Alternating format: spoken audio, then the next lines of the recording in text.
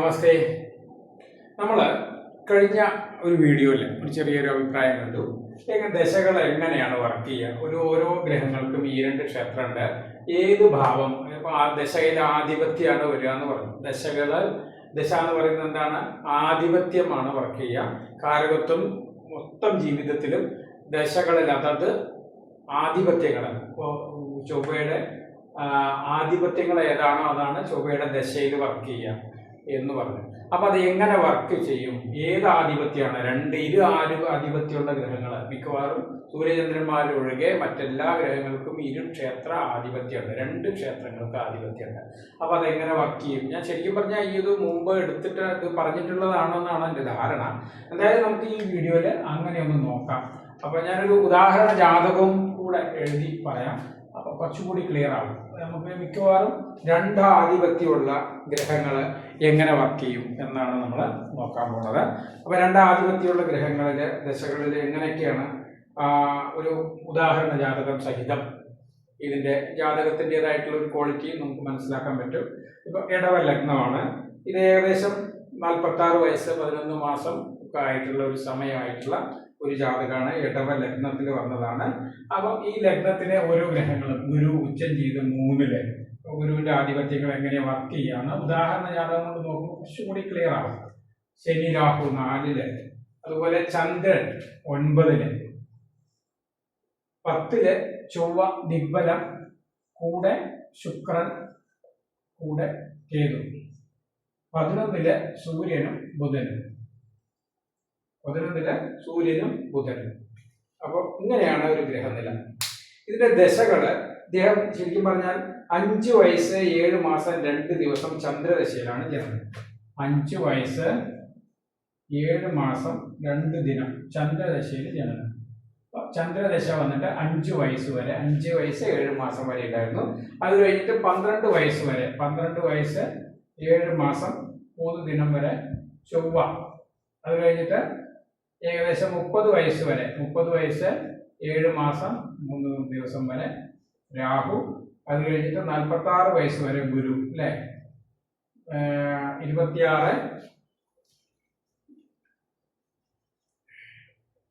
46 വയസ്സ് 7 മാസം, 46 വയസ്സ് 7 മാസം 2 ദിവസം വരെ ഗുരു. അത് കഴിഞ്ഞിട്ട് ഇപ്പൊ നടക്കുന്നത് ശനിയാണ്. ശനി ഏകദേശം 65 വയസ്സ് വരെയുണ്ട്, അല്ലെ? 65 വയസ്സ് 7 മാസം 2 ദിവസം വരെ ശരി. ഇങ്ങനെ 1, 2, 3, 4 5ാമത്തെ ദശയാണ് ഇപ്പൊ നടന്നുകൊണ്ടിരിക്കുന്നത്. അപ്പൊ അതും ഒന്ന് നോട്ട് ചെയ്യാം. ഇനി ഇതെങ്ങനെ വർക്ക് ചെയ്യും എന്നുള്ളതാണ്. ഇദ്ദേഹത്തിന്റെ പൊതുബലം ഒന്ന് നമുക്ക് വെറുതെ ഒന്ന് നോക്കാം. ഞാൻ എപ്പോഴും പറയുന്നതാണ്, ഒരു ജാതകം നോക്കുമ്പോൾ ആദ്യം യോഗദശകളുണ്ടോ, അതുപോലെ ലഗ്നാധിപൻ എങ്ങനെയുണ്ട്, ഇതാണ് ആദ്യം നമ്മൾ നോക്കുക. ഇതില് ഇദ്ദേഹത്തിന് ജാതകത്തിന്റെ ക്വാളിറ്റി, ഇദ്ദേഹം ഒരു മാസം എത്ര രൂപ സമ്പാദിക്കും എന്നൊക്കെ നമുക്ക് ലഗ്നത്തിൽ നിന്നാണ് തീരുമാനിക്കുക. ലഗ്നത്തിന്റെ ശുഭത്വത്തിനനുസരിച്ചാണ് സമ്പാദ്യത്തിന്റെ കാര്യങ്ങളും അല്ലെങ്കിൽ ബാലൻസ്, എത്ര ക്വാളിറ്റിയിലാണ് ലൈഫ് എന്ന എല്ലാ കാര്യവും ശരിക്കും ലഗ്നം വെച്ചിട്ട് തന്നെയാണ്. ലഗ്നമാണ് ശരിക്കും പറഞ്ഞു കഴിഞ്ഞാൽ സ്ക്രീൻ. നമ്മൾ കമ്പ്യൂട്ടറിന്റെ CPU മറ്റു കാര്യങ്ങളൊക്കെ വേറെയാണെങ്കിലും ഡിസ്പ്ലേ എന്ന് പറയുന്നത് ലഗ്നം തന്നെയാണ്. അപ്പൊ ആ ലഗ്നത്തിനാണ് വെരി വെരി ഇമ്പോർട്ടന്റ് ആയിട്ടുള്ള ഒരു പോയിന്റ്. അപ്പൊ ലഗ്നത്തിന് എങ്ങനെയാണ്? ലഗ്നാധിപൻ ആരാണ്? ശുക്രനാണ്. ശുക്രൻ 10-ലാണ്, നിഷ്ഫലാണ്. ശുക്രന്റെ ദിഗ്ബലം 4-ാം ഭാവമാണ്, നിഷ്ഫലമാണ് 10-ാം ഭാവം. ശുക്രന്റെ ചൊവ്വയുടെ ബന്ധം നല്ലതാണ്, കേതു ബന്ധം നല്ലതാണ്. ശനി ദൃഷ്ടി നന്നല്ല, ശനിയുടെ ദൃഷ്ടി നല്ലതല്ല. ശനി ദൃഷ്ടി വന്നു കഴിഞ്ഞാൽ ശനി ദൃഷ്ടി വന്നാലേ ശുക്രൻ താണു പോകും. കാര്യം ശുക്രൻ എന്താണ്? കാമകാരകനാണ്. ശനി എന്താണ്? സന്യാസകാരകനാണ്. ഈ കാമകാരകത്വവും സന്യാസകാരകത്വവും ഒരിക്കലും യോജിക്കില്ല എന്നുള്ളതാണ്. നേരെ റിവേഴ്സ് ശക്തികളാണ്. അപ്പോൾ നമ്മുടെ ഈ കാന്തത്തിന്റെ സ്വഭാവം പറഞ്ഞ പോലെയാ. ഒരു കാന്തം മറ്റ് വികർഷണ സ്വഭാവം കാണിക്കില്ലേ? ഒരു കാന്തം മറ്റേ കാന്തത്തിന്റെ 2 പോളുകൾ തമ്മിലാണെങ്കിൽ അത് ആകർഷിക്കും, പക്ഷെ ഒരേ പോളുകളാണെങ്കിൽ വികർഷിക്കുകയല്ലേ ചെയ്യാം. അതുപോലെയാണ് ഇത് വിരുദ്ധ സ്വഭാവമാണ്. അതായത് വികർഷണ സ്വഭാവം കാണിക്കുന്ന ഈ തമ്മിൽ ഒരിക്കലും ചേരില്ല ശുക്രനും ശനി. അപ്പൊ ശുക്രനുമായിട്ട് ശനി ബന്ധം വന്നാലേ ശുക്രൻ കേടുവന്നു. അപ്പൊ ലഗ്നാധിപന് പാപത്വം വരും. ശുക്രൻ ശനി മാത്രമാണെങ്കിൽ വലിയ കുഴപ്പമില്ല. പക്ഷെ അതിനൊപ്പം ചൊവ്വയും കൂടി ഏത് ഗ്രഹവുമായിട്ടും ചൊവ്വ ശനി ബന്ധം വന്നു കഴിഞ്ഞാൽ ആ ഗ്രഹത്തിന്റെ തളർച്ച കൂടുക ചെയ്യാം. ശനി ബന്ധം വരുന്നതേ ശുക്രന് നന്നല്ല, പ്ലസ് ചൊവ്വ ബന്ധം വരുന്നത് ഒട്ടും നന്നല്ല. അപ്പൊ ഈ ജാതകത്തിന് ലഗ്നാധിപൻ ശരിക്കും പറഞ്ഞു കഴിഞ്ഞാൽ വളരെയധികം ഫലമില്ലാത്ത ഒരു അവസ്ഥ കൊടുക്കും എന്നുള്ളതാണ്. അതിനൊരു പൊതുഫലം പറഞ്ഞിട്ട് നമുക്ക് ദശാപഹാരങ്ങളിലേക്ക് പോകാം. അപ്പൊ ലഗ്നാധിപന് ഫലമില്ല. ലഗ്നത്തിലേക്കും ഇതുപോലെയാണ്. ചൊവ്വയുടെ 1, 2, 3, 4 ദൃഷ്ടി, ശനിയുടെ 10ാം ദൃഷ്ടി. അപ്പൊ ലഗ്നത്തിലേക്കും ലഗ്നാധിപനും ചൊവ്വ ശനി ബന്ധം വരുന്നത് എങ്ങനെയുള്ള ശനിയാണ്? രാഹുബന്ധം വന്ന ശനിയാണ്. ശനി ഒന്നുകൂടി ഡാർക്കാവും. ഓൾറെഡി ഇദ്ദേഹം എന്താണ്? കള്ളുകുടിയനും മോശക്കാരനും റൗഡിയാണ്. ആ റൗഡിക്ക് മറ്റൊരു വലിയ റൗഡിയുടെ സപ്പോർട്ട് ഉണ്ട്. അപ്പൊ ആ ഇദ്ദേഹം എന്താണ്? ഭൂലോക റൗഡി ആയിട്ടാണ് നിൽക്കുന്നത്. സത്യത്തിൽ രാജയോഗാധിപനാണ് ശരി, പക്ഷെ റൗഡിസം കൂടിയ, അതായത് നിൽക്കുന്ന വീട് ഒരിക്കലും ഇറിറ്റേറ്റ് ചെയ്യുന്ന സൂര്യന്റെ വീടാണ്. ശനിക്ക് ശത്രു വീട്ടിൽ നിന്ന് രാഹുബന്ധം വന്ന് ചൊവ്വാദൃഷ്ടി വാങ്ങിക്കുന്നതുകൊണ്ട് ശനിയും ശുഭനല്ല. പക്ഷെ ശനി രാജയോഗാധിപനായതുകൊണ്ട് ദശ വരുമ്പോൾ എന്ത് ചെയ്യും? 9, 10 ഭാവാധിപത്യം ഗുണം തരാൻ നോക്കും, പക്ഷെ രാഹു സമ്മതിക്കില്ല എന്നുള്ളതാണ്. അതുപോലെ തന്നെയാണ് ഇവിടെ ലഗ്നാധിപന് ശനി ചൊവ്വ ബന്ധം, ലഗ്നത്തിലേക്ക് ചൊവ്വ ശനി ബന്ധം വരുന്നത് ജാതകത്തിന് ഡ്രൈ ആകും. ജാതകത്തിന് ഉള്ള ക്വാളിറ്റീസ് സത്യത്തിൽ നല്ല ജാതകമാണ് അല്ലെ. ഉച്ച ഗുരു ഉണ്ട്, ഗുരു 3ൽ നിന്നിട്ട് 9ലേക്ക് നോക്കുന്നുണ്ട്. ചന്ദ്രൻ കേസരി ഗജകേസരി യോഗം പറയും. ഉച്ചഗുരുവും ചന്ദ്രന് ഏകദേശം ബലമുള്ള ചന്ദ്രനും, സൂര്യൻ 11ൽ ബുധനും സൂര്യനും അല്ലെ, നല്ല ബലമാണ്. ശരിക്കും പറഞ്ഞാൽ സൂര്യന് ബുധന് ഗുരുദൃഷ്ടിയില്ല, ഗുരുദൃഷ്ടിയുള്ള ബുധനും സൂര്യനുമാണ്. ഇയാള് 10ാം ഭാവത്തിൽ നിൽക്കുന്ന ചൊവ്വയുടെ ജോലിയാണ് പഠിക്കുക. കാര്യം 10ല് ചൊവ്വയ്ക്ക് എന്തുണ്ട്? ദിഗ്ബലുണ്ട്. കൂടെ ശുക്രബന്ധം വരുന്നതുകൊണ്ട് തന്നെ ലഗ്നാധിപന്റെ ബന്ധം വന്ന് ലഗ്നാൽ 10ൽ നിൽക്കുന്ന ഗ്രഹത്തിന് പൊതുവെ ഒരു ശുഭത്വം, പ്രത്യേകിച്ച് ചൊവ്വ അങ്ങനെ നിൽക്കുമ്പോൾ ചൊവ്വയുടെ ജോലിയാണ് അയാൾ ചെയ്യുക. കൺസ്ട്രക്ഷൻ പോലുള്ള ജോലികൾ ചെയ്യാനും അതാണ് അത് ചെയ്യാം. അപ്പൊ ലഗ്നത്തിനും ലഗ്നാധിപനും എന്തില്ല? ബലമില്ല. ലഗ്നാധിപനായിട്ടുള്ള ശുക്രനെ ചൊവ്വയുടെയും ശനിയുടെയും ബന്ധം വന്നു. ലഗ്നത്തിലേക്ക് ചൊവ്വയുടെ 4ാം ദൃഷ്ടി, ശനിയുടെ 4ാം ദൃഷ്ടി. ഇങ്ങനെ നോക്കുക തന്നെ നമുക്കറിയാം ഈ ജാതകത്തിനൊരു ഫലക്കുറവ് പൊതുവെ ഉണ്ട്. ഇതിനനുസരിച്ചായിരിക്കും ദശകളും വരിക. ചന്ദ്രദശ എന്താണ്? 3ാം ഭാവാധിപന്റെ ദശയാണ്, ശത്രുവിന്റെ ദശയാണ്. സൂര്യചന്ദ്രന്മാര് ശുക്രന്റെ ശത്രുവാണ്. അപ്പൊ അത് കഴിഞ്ഞ് ചൊവ്വാദശ, ചൊവ്വ 7, 12 ഭാവാധിപന്റെ ദശയാണ്. ചൊവ്വ വലിയ കുഴപ്പമുണ്ടാവില്ല, പക്ഷെ 12 വയസ്സ് വരെ ഉള്ളൂ. അതുകൊണ്ട് അദ്ദേഹം വിദ്യാഭ്യാസത്തിന് വലിയ കുഴപ്പമില്ലാതെ ചെയ്യും. അത് കഴിഞ്ഞ് വരുന്ന രാഹു ദശ 4ൽ നിൽക്കുന്ന രാഹുവാണ്. 4 കേന്ദ്രസ്ഥാനത്ത് തന്നെയാണ് രാഹു. കേന്ദ്രസ്ഥാനത്ത് നിൽക്കുന്ന പാവന്മാര് പൊതുവെ ശുഭത്വം കൊടുക്കും എന്ന് പറയാം. അതേപോലെ തന്നെ ശുക്രന്റെ ദൃഷ്ടി ഉണ്ടായതുകൊണ്ട് രാഹുവിനൊരു ശുക്രദൃഷ്ടിയും അതുപോലെ രാജയോഗാധീനായ ശനിയുടെ ബന്ധം വരുന്നുണ്ട്. രാഹു ദശ വല്ലാത്തൊരു ദോഷം ചെയ്യില്ല. അതുകൊണ്ട് വിദ്യാഭ്യാസം 4ൽ നിന്ന് ആണെങ്കിൽ കെടുത്തില്ല, അത് അത്യാവശ്യത്തിന് പൂർത്തീകരിക്കാൻ പറ്റും. എന്നാലും ഈ വിദ്യാഭ്യാസം അത്യാവശ്യം നല്ല രീതിയിൽ വിദ്യാഭ്യാസം പൂർത്തീകരിച്ചാലും വേണ്ട രീതിയിൽ ജോലി കാര്യങ്ങളൊന്നും ചെയ്യാൻ പറ്റില്ല. എന്താ കാരണം? രാഹുദശ കഴിഞ്ഞ് ഗുരുദശ വന്നു. രാഹുദശയിൽ തന്നെ എന്ത് സംഭവിച്ചിട്ടുണ്ടാവും? ഈ മാതാവിനും പിതാവിനൊക്കെ ബുദ്ധിമുട്ടുകൾ കാര്യങ്ങളൊക്കെ വരും. അങ്ങനെ അദ്ദേഹത്തിന് ശരിയായ രീതിയിൽ ഗുരുദശയിലും, ഉച്ചഗുരു ആണെങ്കിൽ പോലും അഷ്ടമാധിപനാണ്. അതാണ് പ്രധാനം. അപ്പൊ ഗുരുദശ വന്നാൽ ഏതാ ആധിപത്യം? ഇപ്പൊ നമുക്ക് ദശ വരുന്ന ആധിപത്യങ്ങളാണ് പ്രധാനമായിട്ട് നോക്കുന്നത്. ചന്ദ്രദശ 4ാം ഭാവാധിപത്യമാണ് തരിക. എവിടെ നിന്ന് തരും? ചന്ദ്രദശയിലാണ് അയാൾ ജനിച്ചത്. 5 വയസ്സ് 7 മാസം 2 ദിവസം വരെ 4ാം ഭാവാധിപനായ 4ാം ഭാവാധിപത്യം തരുന്ന ചന്ദ്രദശയാണ്. ഗുരുദൃഷ്ടിയിലാണ്. നല്ല ദശയിലാണ് 5.5 വയസ്സ് വരെ. അത് എവിടെ നിന്നിട്ടാണ് തരുന്നത്? 9ൽ നിന്നിട്ട്, ഭാഗ്യസ്ഥാനത്ത് നിന്നിട്ടാണ്. പിതാവിനും മാതാവിനും ഒക്കെ നല്ലൊരു സമയമാണ്, നല്ല അവസ്ഥയാണ്. ജാതകം മോശമാണെങ്കിൽ പോലും ചന്ദ്രൻ ദശ നന്നായിരിക്കും അല്ലെ. ചന്ദ്രദശ 3ാം ഭാവാധിപത്യം, 4അല്ല 3ാം ഭാവാധിപത്യം തരുന്ന മാതൃകാരകനായ 3ാം ഭാവാധിപത്യം. പക്ഷെ ഒരു കാര്യമുണ്ട്, ഈ സ്ഥിരരാശികൾക്ക് ഇപ്പോഴും 3ാം രാശി അത്ര വലിയ ശുഭം ചെയ്യില്ല. പ്രത്യേകിച്ചും ശുക്രന് ചന്ദ്രൻ ഗുണമല്ല. ശുക്രൻ ഇങ്ങനെ ഇടവ ലഗ്നക്കാർക്ക് ശുക്രദശയിൽ ചന്ദ്രാപഹാരവും ചന്ദ്രദശയിൽ ശുക്രാപഹാരവും ഗുണം ചെയ്യില്ല. ചന്ദ്രദശയിൽ ശുക്രാപഹാരം വന്നോന്ന് നോക്കണം, അപഹാരം നോക്കിയിട്ടില്ല. എന്തായാലും ചന്ദ്രദശ കഴിഞ്ഞു. അത് കഴിഞ്ഞ് വരുന്ന ചൊവ്വാദശ 2 ആധിപത്യം വരും. എങ്ങനെയാ ദശ വർക്ക് ചെയ്യാൻ നോക്കാം? ചൊവ്വാദശ 7, 12 ഭാവാധിപത്യം വരും. ഇതാണ് ശരിക്കും മനസ്സിലാക്കേണ്ട കാര്യം. എങ്ങനെയാണ് ആധിപത്യം വർക്ക് ചെയ്യുക? ചൊവ്വ 10 ദിഗ്ബലം ചെയ്ത് കഴിഞ്ഞാൽ അയാൾക്ക് ജോലിയിൽ ധൈര്യം, വീര്യം, കർമ്മശേഷി, ലീഡർഷിപ്പ് ക്വാളിറ്റി അതൊക്കെ വരും. 10 ദിഗ്ബലം ചെയ്ത് നിൽക്കുന്ന ചൊവ്വ അത് ജീവിതത്തിൽ മൊത്തം ഉണ്ടാകും. പക്ഷെ ദശ വരുമ്പോ എന്താ തരാ? 7, 12 ആധിപത്യ ഫലം തരും. അതിൽ ഏറ്റവും കൂടുതൽ ആദ്യം ഈ ചൊവ്വ ഏത് ആധിപത്യ തരിക? ഇവിടെ ചൊവ്വയ്ക്ക് ചില സമയത്ത് ചൊവ്വ മിക്കവാറും ഒരു ഗുണമുള്ളത്, ചൊവ്വയ്ക്ക് ഒരു രാശിക്ക് 6, 8, 12 മറഞ്ഞ മറഞ്ഞ ഗ്രഹം നിന്നാൽ ആ ഭാവബലം കുറവായിരിക്കും.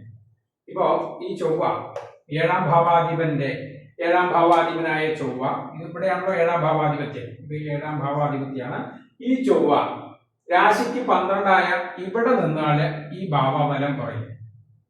ഇവിടെ ചൊവ്വ നിന്നാല് ഏഴാം ഭാവബലം കുറയും. 12ാം ഭാവബലം, കാര്യം 12ലേക്ക് നോക്കിയാൽ നിൽക്കാം. 12ാം ഭാവബലം 80% കിട്ടും. അതാണ് ഒരു കാര്യം. രണ്ടാമത്, ഈ ഭാവത്തിന്റെ ഈ 6, 8 ഇവിടെ നിന്നാലും ഏഴാം ഭാവാധിപത്യം കിട്ടില്ല. മറിച്ച് എന്തേ കിട്ടുള്ളൂ? ഇവിടെ നിന്ന് കഴിഞ്ഞാൽ ആ ക്ഷേത്രഫലം തന്നെ കിട്ടുക. ഇവിടെ നിന്നാലും ഇതിന്റെ 11ൽ നിൽക്കുന്നു, ഏഴാം ഭാവത്തിന്റെ 8ൽ നിൽക്കുന്നുണ്ട്, ഏഴാം ഭാവഫലം കിട്ടില്ല. അപ്പൊ നമ്മൾ എന്താണ്, ഒരു ഭാവത്തിന്റെ 6ലോ 8ലോ 12ലോ, ഇത് പ്രധാനമാണ്. ഞാൻ പല വീഡിയോയിൽ പറഞ്ഞിട്ടുമുണ്ട്. പക്ഷെ എന്നാലും സംശയം ചോദിച്ചു എങ്ങനെ ഫലം എടുക്കുക. 2 ആധിപത്യം വരുമ്പോൾ ആ ഗ്രഹം നിൽക്കുന്നത് എവിടെയാണോ അതിനനുസരിച്ച് ഫലം എടുക്കും. ഈ ക്ഷേത്രത്തിന്റെ 6, 8, 12ലാണെങ്കിൽ ഈ ഫലം കിട്ടില്ല, ഈ ഫലം മാത്രമേ കിട്ടുള്ളൂ. ഏഴാം ഭാവത്തിന്റെ ചൊവ്വ ഏഴാം ഭാവത്തിന്റെ 6ലോ 8ലോ 12ലോ, അതാണ് ചൊവ്വ. ഏഴാം ഭാവം എന്ന് പറയുന്നത് ഇതാണ്, വൃശ്ചികാണ്. ഇതിന്റെ 12ാം ഭാവം എന്ന് പറയുന്നത് തുലാമാണ്. ഇതിന്റെ 6ാം ഭാവം എന്ന് പറയുന്നത് മേടമാണ്. ഇതിന്റെ വൃശ്ചികത്തിന്റെ 8ാം ഭാവം എന്ന് പറയുന്നത് എന്താണ്? മിഥുനമാണ്. അപ്പൊ മേടത്തിലോ മിഥുനത്തിലോ തുലാത്തിലോ നിൽക്കുന്ന ചൊവ്വ ഇടവ ലഗ്നക്കാർക്ക് എന്ത് ഫലം തരുള്ളൂ? ഈ ഫലമാണ് തരുന്നത്. 12ാം ഭാവഫലമാണ് തരുന്നത്. അതേസമയം ഇപ്പൊ ഇദ്ദേഹത്തിന്റെ ചൊവ്വ നോക്കണ്ട നമുക്ക് ആദ്യം. അതേസമയം 7ാം ഭാവം തരാതെ 12ാം ഭാവം തരുന്നതാണ് ഇപ്പൊ പറഞ്ഞത്. 12ാം ഭാവം തരാതെ 7ാം ഭാവമാണ് തരുന്നത്. 12ാം ഭാവം എന്ന് പറഞ്ഞാൽ ഇതാണ് 12. ഇതിന്റെ 12 ആയിട്ടുള്ള ഇവിടെ ചൊവ്വ വരും, അതായത് മീനത്തിൽ ചൊവ്വ നിൽക്കുക. അല്ലെങ്കിൽ ഇതിന്റെ 6ാം ഭാവമായിട്ടുള്ള, അതായത് മേടത്തിന്റെ 6ാം ഭാവമായിട്ടുള്ള കന്നിയിൽ ചൊവ്വ നിൽക്കുക, അല്ലെങ്കിൽ വൃശ്ചികത്തിൽ ചൊവ്വ നിൽക്കുക. ഈ 3 ഭാവത്തിൽ ചൊവ്വ നിന്നാലും 12ാം ഭാവാധിപത്യം കുറവായിരിക്കും തരിക, മറിച്ച് 7ാം ഭാവാധിപത്യം ആയിരിക്കും തരിക. കാര്യം എങ്ങനെയാണ് 7ാം ഭാവത്തിന് ബന്ധം വരുന്നത്? എങ്ങനെയാ? 12ാം ഇതിന്റെ 12ലാണ്.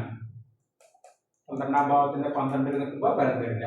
അതേപോലെ തന്നെ ഇതിന്റെ ഫലം തരില്ല. അതേപോലെ ഇതിൽ തന്നെ നിൽക്കുമ്പോഴും അങ്ങനെ സംഭവിക്കാം. തിരിച്ച് വേറൊരു കാര്യം വെച്ചാൽ ഇവിടെ നിൽക്കുമ്പോഴും മിക്കവാറും 7ാം ഭാവ ഫലം തന്നെയാണ് കൂടുതൽ. പിന്നെ ലഗ്നത്തിൽ നിന്നാലും 7ലേക്ക്, എപ്പോഴും ലഗ്നത്തിൽ നിന്നാലും അങ്ങനെ തന്നെ സംഭവിക്കും. കാര്യം ലഗ്നത്തിൽ നോക്കുക 7ലെ ആയതുകൊണ്ട് 7ലേക്ക് നോക്കുന്നതുകൊണ്ട് ഈ ഭാവഫലമായിരിക്കും കൂടുതൽ. പൊതുവെ 6, 8, 12ആണ് പ്രധാനമായിട്ട്. ഇവിടെ നിൽക്കുന്നത് ചൊവ്വ 10ാം ഭാവത്തിലെ ദിഗ്ബലത്തിലാണ്. ദിഗ്ബലം എന്ന് പറയുന്നത് ഒരു ദിവസം ഏറ്റവും ബലമായ അവസ്ഥയാണ്. ഒരു ദിവസം അന്നത്തെ ഏറ്റവും ചൊവ്വ ബലം കിട്ടുന്ന ഒരു അവസ്ഥയാണ്. ചൊവ്വ ഇവിടെയാണ് നിൽക്കുന്നതെങ്കിൽ ലഗ്നം ഇത് വരുമ്പോൾ, ഇടവ ലഗ്നം വരുമ്പോൾ മാത്രമാണ് ചൊവ്വ കുംഭത്തിൽ നിൽക്കുന്ന ചൊവ്വയ്ക്ക് ദിഗ്ബലം കിട്ടുള്ളൂ. മീനത്തിൽ നിൽക്കുന്ന ചൊവ്വയ്ക്ക് മിഥുന ലഗ്നക്കാർക്കാണ് ദിഗ്ബലം കിട്ടുക. അപ്പൊ ഒരു ദിവസം ഏറ്റവും ബലം വരുന്ന ഒരു അവസ്ഥയാണ് ദിഗ്ബലം എന്ന് പറയുന്നത്. അന്നത്തെ ദിവസത്തെ കാര്യങ്ങളാണ്. അപ്പൊ അങ്ങനെ ഒരു ചൊവ്വ വന്നു. ഈ ചൊവ്വ എങ്ങനെയാണ് നമ്മൾ ഫലം എടുക്കുക? ചൊവ്വയ്ക്ക് 7ാം ഭാവാധിപത്യ ഫലവും 12ാം ഭാവാധിപത്യം. ഇത് കുഞ്ഞു വയസ്സായതുകൊണ്ട് 7ാം ഭാവാധിപത്യ ഫലം ഒന്നും വർക്ക് ചെയ്യില്ല എന്നുള്ളതാണ്. 7ാം ഭാവത്തിന്റെ കൂട്ട് ഫ്രണ്ട്ഷിപ്പ് അതൊക്കെ വർക്ക് ചെയ്യും. പക്ഷെ മറ്റു കുറെ കാര്യങ്ങൾ 7ണ്ട്, അതൊന്നും വർക്ക് ചെയ്യും. എന്തായാലും 7ാം ഭാവത്തിന്റെ എവിടെയാണുള്ളത്? 1, 2, 3, 4 കേന്ദ്രത്തിലാണ്. 7ാം ഭാവത്തിന്റെ കേന്ദ്രത്തിൽ നിൽക്കുന്നതുകൊണ്ട് 7ാം ഭാവാധിപത്യ ഫലവും തരും. 12ാം ഭാവത്തിന്റെ 11ൽ നിൽക്കുന്നതുകൊണ്ട് 12ന്റെ 11ാം ഭാവമാണ്. 12 എന്താണ്? മേടമാണ്. മേടത്തിന്റെ ഇങ്ങനെ എണ്ണിക്കഴിഞ്ഞാല് മേടത്തിന്റെ 7, 8, 9, 10, 11. മേടത്തിന്റെ 11ാം ഭാവത്തിൽ നിൽക്കുന്നതുകൊണ്ട് അതും എന്ത് ചെയ്യും? ഈ ഫലവും കാര്യമായിട്ട് തരും. അപ്പൊ ശരിക്കും പറഞ്ഞു കഴിഞ്ഞാല് ദിഗ്ബലം ചെയ്തു കഴിഞ്ഞാല് നല്ല രീതിയിൽ ആദ്യം കേന്ദ്രബലം തരും. രണ്ടാമത് ചില സമയത്ത് അത് നമ്മൾ നോക്കണം. അത് അങ്ങനെയും പറഞ്ഞുവിടാം. അത് മറ്റ് ഗ്രഹങ്ങളുടെ കൂട്ടിനൊക്കെ അനുസരിച്ചായിരിക്കും ചിലപ്പോൾ. പക്ഷെ 2 ഫലവും 50-50 ആയിട്ട് തരും. 7ാം ഭാവഫലം തരും, 12ാം ഭാവഫലം തരും. അത് തരും ചൊവ്വ തരും. ചൊവ്വ ദശ കഴിഞ്ഞ് കഴിഞ്ഞാൽ പിന്നെ വരുന്നത് രാഹു ദശയാണ്. ഈ രാഹു ദശയെ കുറിച്ച് നമ്മൾ പല വീഡിയോയിലും ഞാൻ രാഹുവിനെ കുറിച്ച് പറഞ്ഞിട്ടുണ്ട്. രാഹു ദശ എന്ന് പറയുന്നത് ചിലര് അഭിപ്രായം പറയുന്നുണ്ട് രാഹുവിന് കുംഭം സ്വക്ഷേത്രമാണ്. അങ്ങനെയൊന്നുമില്ല.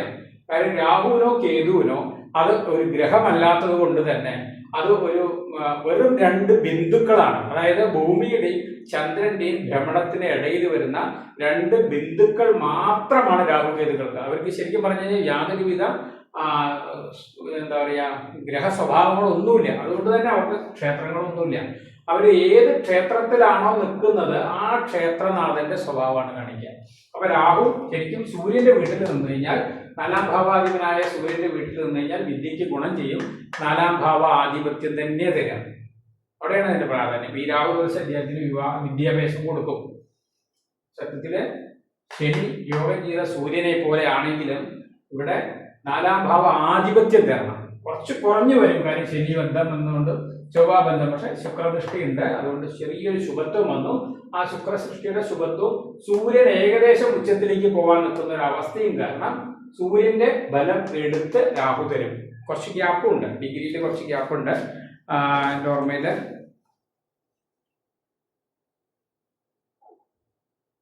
രാഹു 23 ഡിഗ്രി, ശനി 15 ഡിഗ്രിയാണ്.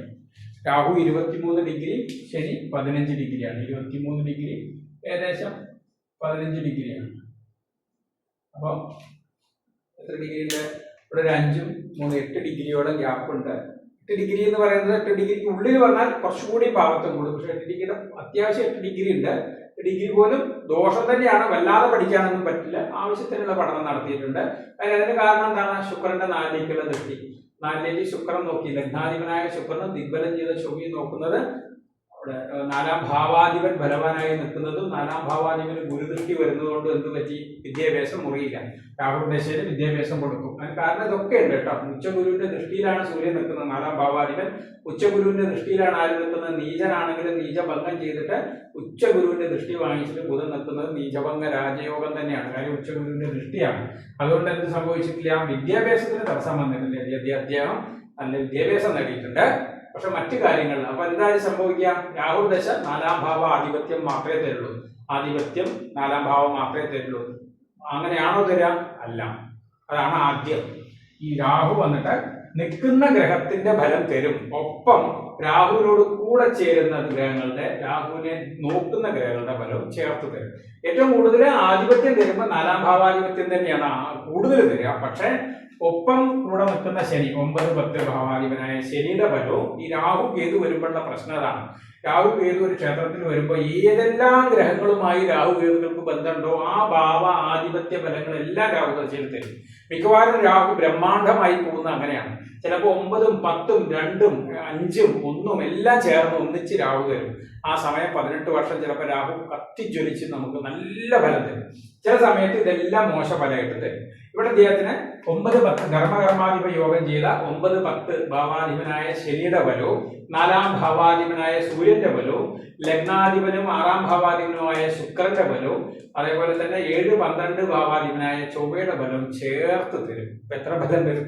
ഈ രാഹു എന്ന് പറയുന്നത് 4, 9, 10, 1, 6, 7, 12 ഇത്രയും ഭാവാധിപത്യങ്ങൾ രാഹു ഓരോ സമയത്ത് തരും. രാഹുവിൽ എങ്ങനെ ഉണ്ടായിരിക്കും ദശകള്? രാഹുവിന്റെ ആധിപത്യം എന്ന് പറയുന്നത് എല്ലാ രീതിയിലും 4-ാം ഭാവാധിപത്യത്തിൽ ഊന്നിയിട്ടാണെങ്കിലും ഇതെല്ലാം ചേർന്ന ഫലമാണ്. വിദ്യാഭ്യാസം പൂർത്തീകരിക്കും. വിദ്യാഭ്യാസം എങ്ങനെ പൂർത്തീകരിക്കുന്നു? 4-ാം ഭാവം കെട്ടു, ശനി രാഹു ബന്ധം വന്നു, ചൊവ്വ ദൃഷ്ടി വന്നു. കെട്ടെങ്കിലും 4-ാം ഭാവാധിപനായ സൂര്യൻ ഉച്ചഗുരുവിന്റെ ദൃഷ്ടിയിലും ബുധൻ, കാരകനായ ബുധൻ ഉച്ചഗുരുവിന്റെ ദൃഷ്ടിയിലുമാണ്. അതുപോലെ തന്നെ രാഹു കാരകന്റെ വീട്ടിലേക്ക് പ്രത്യേകിച്ച് പാപദൃഷ്ടികളൊന്നും വന്നിട്ടില്ല. അതുകൊണ്ട് തന്നെ എന്ത് സംഭവിക്കുന്നില്ല? വിദ്യാഭ്യാസത്തിന് തടസ്സം വന്നില്ല. മാത്രമല്ല രാഹുദശയില് ഇത് ഈ സൂര്യനും ബുധനും ഈ ഒരു ഗുരു ഇവിടെ ഇല്ലായിരുന്നെങ്കിൽ, അല്ലെങ്കിൽ ഗുരു കയറി ഇവിടെയാണെങ്കിൽ വിദ്യാഭ്യാസം മുടങ്ങും. ഗുരു കയറിയിട്ട് ഇവിടെ നിന്നു വയ്ക്കാം, വിദ്യാഭ്യാസം ഉണ്ടാവില്ല, വിദ്യാഭ്യാസം മുടങ്ങും. ഇദ്ദേഹം ബിടെക്കാണ്, സിവിൽ എഞ്ചിനീയറിംഗ് ആണെന്നാണ്. ബിടെക്കല്ല, സിവിൽ എഞ്ചിനീയറിംഗ് ആണ്. സിവിലാണെന്ന് തോന്നുന്നു. സിവിൽ അതെ, ചൊവ്വയുടെ ജോലിയാണ്, സിവിലാണ്. അതിന് കാരണം എന്താണ്? ചൊവ്വ 10 ദിഗ്ബലമാണ്. പ്ലസ് സൂര്യൻ 4-ാം ഭാവാധിപനും ഭാവകാരകനും ബലമായതുകൊണ്ട് ഗുരുവിന്റെ ഗുരുവിന്റെ ദൃഷ്ടിയിലായതുകൊണ്ട് വിദ്യാഭ്യാസത്തിന് തടസ്സം വന്നില്ല. അപ്പൊ എങ്ങനെയാണ് ഫലം എടുക്കുക? ഇനി വന്നിട്ട് ഗുരുദശയാണ്. ഗുരുദശയ്ക്കും 2 ആധിപത്യമുണ്ട്. ഏതൊക്കെ ഉണ്ട്? അഷ്ടമാധിപത്യമുണ്ട്, 11ാം ഭാവാധിപത്യമുണ്ട്. ശരിക്കും ഇദ്ദേഹത്തിന് ഈ ഗുരു എവിടെ നിൽക്കണേ? ഇത് നമുക്ക് വേഗം മനസ്സിലാക്കാം. ഗുരു ദൃഷ്ടി ചെയ്യുക, ഗുരു ഡയറക്റ്റ് ഏത് ഭാവവുമായിട്ടാണോ ബന്ധം വരുന്നത് ആ ഭാവബലമായിരിക്കും കൂടുതൽ വരിക. അഷ്ടമാധിപത്യമുണ്ട് ഗുരുവിന്. ഇതാണ് അഷ്ടമം. ഗുരുവിന്റെ 2 വീട്, ഒരു വീട് ധനു, ഒരു വീട് മീനം. ഗുരുവിന്റെ ഉച്ച ഗുരു ആയതുകൊണ്ട് തന്നെ അതിന്റെ ദൃഷ്ടി എവിടേക്ക് വരുന്നത്? വൃശ്ചികത്തിലേക്ക് വരും, പിന്നെ മകരത്തിലേക്ക് വരും, പിന്നെ മീനത്തിലേക്ക് വരും. അപ്പൊ മീനം എന്ന സ്വന്തം വീടുമായിട്ടേ ബന്ധമുള്ളൂ. മീനം എന്താണ്? 11ാം ഭാവമാണ്. അപ്പൊ ഈ ഉച്ച ഗുരു മിക്കവാറും 11ാം ഭാവ ബലാണ് തരുക. അതാണ് ഒരു ഗുണം. 3, 6, 11 ഉഭജയ രാശികളിൽ നിൽക്കുന്ന എതിർ, അതായത് ശുക്രന്റെ ലഗ്നത്തിന് ഗുരു എതിരിയാണ്, ശത്രുവാണ്. ആ ശത്രുവായിട്ടുള്ള ഗുരു 3ൽ നിൽക്കുന്നത് നല്ലതാണ്. എന്തുകൊണ്ടാണ് നല്ലതാവുന്നത്? അത് 11ാം ഭാവമായിട്ടേ ബന്ധം വരുള്ളൂ. മറിച്ച് ഗുരു ഇവിടെ നിന്നിരുന്നെങ്കിലോ, ഗുരു മോളുടെ മിഥുനത്തിലാണെങ്കിൽ ഗുരു 8ാം ഭാവമായിട്ടാണ് ബന്ധം വരിക. അതോടുകൂടി 8ാം ഭാവത്തിന് സർവനാശം തരും ആ ഗുരു. ഇത് ശരിക്കും പറഞ്ഞു കഴിഞ്ഞാൽ സർവനാശം ഒന്നും തന്നില്ല. പക്ഷെ ലഗ്നത്തിന് ബലമില്ലാത്തതുകൊണ്ട് ജാതകത്തിന് ബലക്കുറവുണ്ട്. അദ്ദേഹത്തിന് വിവാഹം കാര്യങ്ങളൊക്കെ കഴിഞ്ഞെങ്കിലും വേണ്ടത്ര വിജയിക്കാൻ പറ്റാത്ത ഒരു അവസ്ഥയുണ്ടായി. പക്ഷെ ഉച്ചഗുരു ആയതുകൊണ്ട് തന്നെ ഇയാൾക്ക് വലിയ ദോഷം ചെയ്തില്ല. 11ലേക്കാണ് അവിടെ വിവാഹവും കാര്യങ്ങളൊക്കെ കൊടുക്കുകയാണ് ചെയ്യുന്നത്. വിവാഹം ഇതൊക്കെ കാര്യങ്ങൾ 11ാം ഭാവത്തിന് ശുഭത്വം വന്നു, 7ാം ഭാവത്തിനും ശുഭത്വം വന്നു. ഉച്ചഗുരുവിന്റെ ദൃഷ്ടി 7ലേക്ക് വന്നു, 11ലേക്കും വന്നു. അതുപോലെ 7ാം ഭാവാധിപന് ശുക്രബന്ധം വന്നു. അതുകൊണ്ട് മറ്റു ദോഷങ്ങളൊന്നും വന്നില്ല. ഇപ്പൊ നടക്കുന്നത് ശനിദശയാണ്. ശനി എങ്ങനെയാണ്? 9, 10 ഭാവാധിപനാണ് അല്ലെ. ഇത് രാജയോഗാധിപനാണ്, ധർമ്മകർമാധിപനാണ്.